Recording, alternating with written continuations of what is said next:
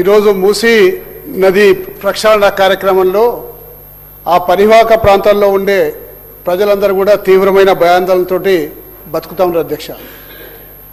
ముఖ్యమంత్రి గారి పోకడ చూస్తే ముఖ్యమంత్రి గారు మూసీ నది చేస్తా అంటున్నారు, చేయనయ్యండి, మేము కూడా స్వాగతిస్తున్నాం. మూసీ నదికి మేము వ్యతిరేకం కాదు అధ్యక్ష.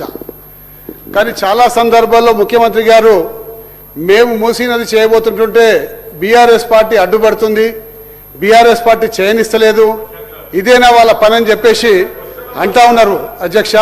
మూసీ నది ప్రక్షాళన ప్రారంభమైందే బీఆర్ఎస్ పార్టీ ఆధ్వర్యంలో మా కేసీఆర్ గారి నాయకత్వంలో అని చెప్పేసి ఈ సందర్భంగా మనవి చేసుకుంటున్నాం. వైఎస్ఆర్ మూసీ నదిలో 3 స్థాయిలు ఉంటాయి అధ్యక్ష. ప్రక్షాళన చేస్తాం 3 స్థాయిలు ఉంటాయి అధ్యక్ష. మొదటి స్థాయి మూసీ నదిలోకి ప్రవహిస్తున్న హైదరాబాద్లో ఉన్న సివేజ్ వాటర్ని అంతా కూడా వివిధ రకాలుగా వివిధ రూపాల్లో వివిధ ప్లేసెస్లో ఎస్టీపీలు పెట్టి శుద్ధి చేసి స్వచ్ఛమైన నీటిని మూసీ నదిలో వదిలే ప్రక్రియ మొదటి ప్రక్రియ అధ్యక్ష. ఆ మొదటి ప్రక్రియ 3600 కోట్ల రూపాయలతోటి ఆ రోజు ముఖ్యమంత్రి గారు ప్రారంభించి 31 ఎస్టీపీల నిర్మాణం ఆ రోజు పెట్టింది అధ్యక్ష.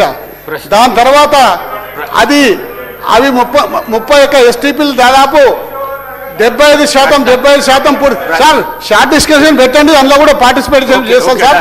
కానీ దీనికి క్వశ్చన్కి సంబంధించిన వివరాలు చెప్పనియండి సార్ మమ్మల్ని. మాకు ఎప్పుడు సార్ మైకే అవకాశం ఇవ్వలేదు ఎట్లా సార్, నాకు అర్థం కాదు.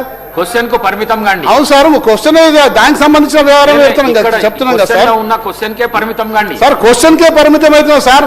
మేమేమో ఈ పద్ధతులు చేసినాము, ఎక్కడ కూడా ఒక ఇల్లు సార్ ఇప్పుడు వారు చెప్పినట్టు సార్ అక్కడికి వెళ్ళి ఇక్కడి వరకు దాదాపు 11,000 స్ట్రక్చర్లు ఇవాళ బఫర్ జోన్లో ఐడెంటిఫై ఆ రోజు చేసి ఉంటుంది సార్. కానీ ఎక్కడ కూడా ఒక్క స్ట్రక్చర్ కూడా కూలగొడతానికి మేము ముందుకు రాలేదు సార్. ఎందుకు రాలేదు అంటే నేను కేటీఆర్ గారు సబితా ఇంద్రారెడ్డి గారు ముగ్గురం కలిసిపోయి కేసీఆర్ గారికి విన్నవించినాం. సార్ ఇన్ని స్ట్రక్చర్స్ వస్తున్నాయి, మరి ఏం చేద్దామంటే ఇన్ని ఇండ్లు కూలగొట్టి మూసీ నది మనం అంతా అలా బాధ పెట్టి చేయాల్సిన అవసరం లేదు, ఇండ్లు కూలగొట్టకుండా ఏ విధంగా చేయగలుగుతారో ఇంకో ఫార్ములా తోటి మీరు రండి మా ముందుకు, అప్పుడు మనం దాన్ని టేకప్ చేద్దామని చెప్పడం వల్ల మేము ఇండ్లు కూలగొట్టకుండా ఏ విధంగా చేస్తారో ఒక 2 ఫార్ములాలు తయారు చేసే వరకే ఇంతలో ఎలక్షన్ నోటిఫికేషన్ వచ్చింది సార్.